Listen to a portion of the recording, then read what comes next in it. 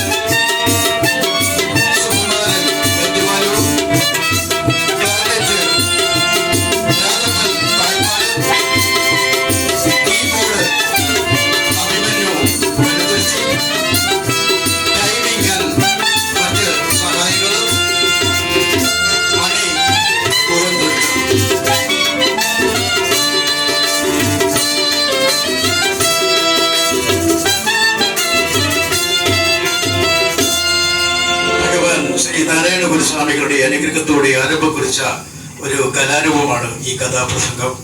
1924 ചേന്നമംഗലത്ത് ശ്രീ കേളപ്പനാശാന്റെ സ്കൂളങ്കണത്തിൽ ഗുരുദേവ ഭക്തനായ C S Sathyadevan കുമാരനാശാന്റെ Chandala ഭിക്ഷുക എന്ന ഘട്ടകാവ്യം കഥാപ്രസംഗമാക്കി അവതരിപ്പിച്ചുകൊണ്ട് ആരംഭം കുറിച്ചതാണ് ഈ കഥാപ്രസംഗം.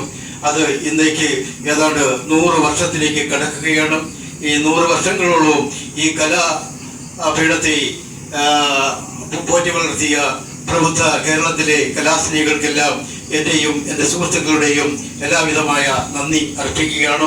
അതോടൊപ്പം തന്നെ വരും വർഷങ്ങളിലും മുന്നോട്ടും ഈ കഥാ പ്രസ്ഥാനത്തെ, ഈ കലാലോകത്തെ നിലനിർത്തിക്കൊണ്ടുപോകാൻ ആത്മാർത്ഥമായി കലാസ്നേഹികളെല്ലാം പ്രവർത്തിക്കണമേ, സഹായിക്കണമേ, സഹകരിക്കണമേ എന്ന് വിനീതമായി അഭ്യർത്ഥിച്ചുകൊണ്ട് ഞങ്ങൾ കഥയിലേക്ക് കടക്കട്ടെ.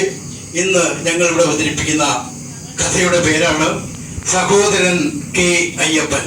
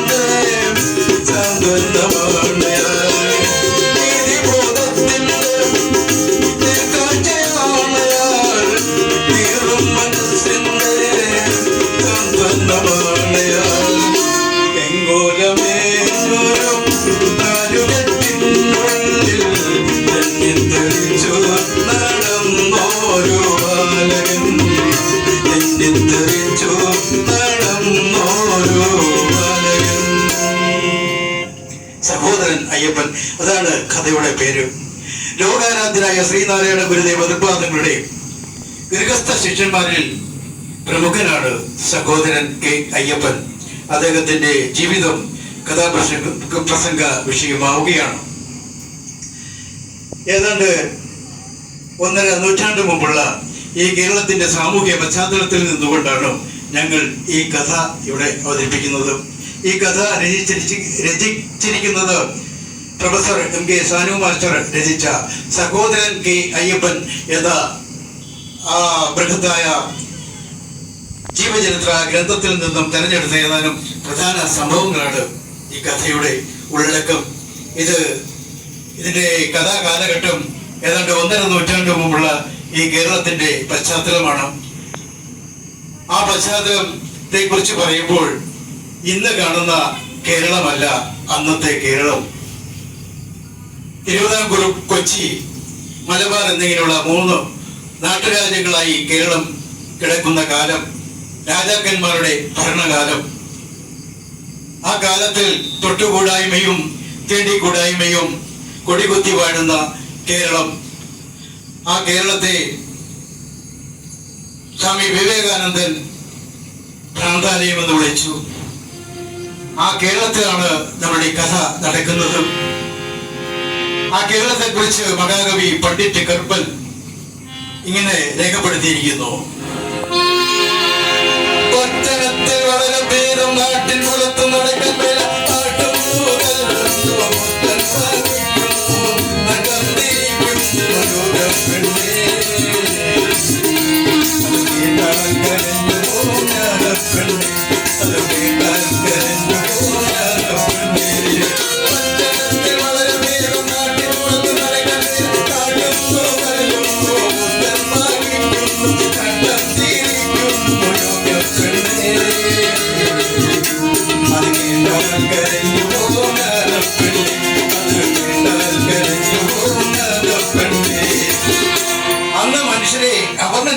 സവർണനെന്നും വിളിക്കും.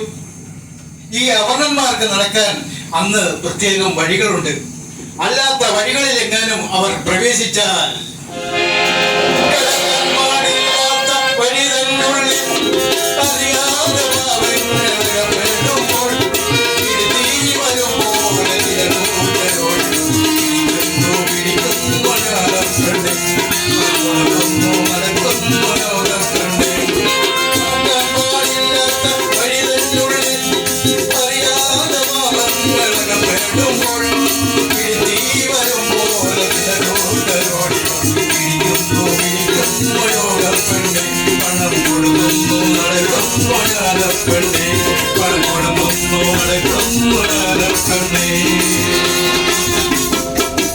നാമെല്ലാം ഇപ്പോൾ നിൽക്കുന്നത് ആ കേരളത്തിലാണ്. സംശയമുണ്ടെങ്കിൽ അത് അങ്ങോട്ട് നോക്കുക. ആ ആലക്കുടി കവലയിൽ ഒരു വീഞ്ഞപ്പെട്ടിയുടെ മുകളിൽ കയറുന്ന ഒരു ചെറുപ്പക്കാരൻ ഘോര പ്രസംഗിക്കുന്നു. എന്നാൽ നല്ല വെളുത്ത നിറം, ഒരു വെള്ള ഷർട്ടും മുണ്ടും ധരിച്ചിരിക്കുന്നു. കറുത്ത കരയുള്ള ഒരു കവടി, ഒരു നേരിത കഴുത്തിൽ ചുറ്റിയിട്ടിരിക്കുന്നു. അദ്ദേഹം വിളിച്ചു പറയുകയാണ്, ജാതി വേണ്ട, മതം വേണ്ട, ദൈവം വേണ്ട, മനുഷ്യനും മതം വേണ്ട, ദൈവം വേണ്ട, മനുഷ്യനും വേണം ധർമ്മം, വേണം ധർമ്മം, വേണം ധർമ്മം, വേണം ധർമ്മം, വേണം ധർമ്മം, വേണം ധർമ്മം. ജാതി വേണ്ട, മതം വേണ്ട, ദൈവം വേണ്ട, മനുഷ്യനും ദൈവം വേണ്ട, മനുഷ്യനും ദൈവം വേണ്ട, മനുഷ്യനും. മനുഷ്യനെല്ലാം ജന്മനാ സമന്മാരാണ്. ആ സമത്വം ഇന്ന് ജാതി പറഞ്ഞ് ഇല്ലാതാക്കുന്നു. സ്വാമി തൃപാദങ്ങൾ കൽപ്പിക്കുന്നു, ഒരു ജാതി, ഒരു മതം, ഒരു ദൈവം, മനുഷ്യനും. മനുഷ്യനാണ് മനുഷ്യത്വം. മനുഷ്യത്വമാണ് മനുഷ്യന്റെ ജാതി. മറ്റുള്ളവയെല്ലാം ഇല്ലാത്തതാണ്. ഇല്ലാത്തതിനെ നാം ദൂരെ വലിച്ചെറിയണം. പ്രസംഗത്തിനതാ ശബ്ദം കൂടുന്നു. വലതു കൈയുടെ ചൂണ്ടാണിവിരൽ ചൂണ്ടിക്കൊണ്ട് ആ കാലിലെ പെരുവിരൽ തറയിൽ ഊന്നി ഉയർന്നു നിന്നുകൊണ്ടുള്ള പ്രസംഗം. ആ പ്രസംഗം കേട്ടുകൊണ്ട് നിന്ന് പി കേശവദേവ് ചോദിക്കുന്നു, അതാരാണ് പ്രസംഗിക്കുന്നത്? അതാരാണ് പ്രസംഗിക്കുന്നത്? അതാണ് സാർ കെ അയ്യപ്പൻ. അതാണ് സാർ മാസ്റ്റർ അയ്യപ്പൻ. അതാണ് സാർ പുലിയൻ അയ്യപ്പൻ. അതാണ് സാർ സഹോദരൻ കെ അയ്യപ്പൻ. കേരളമുണരുന്നു, ജനകോടികളുണരുന്നു,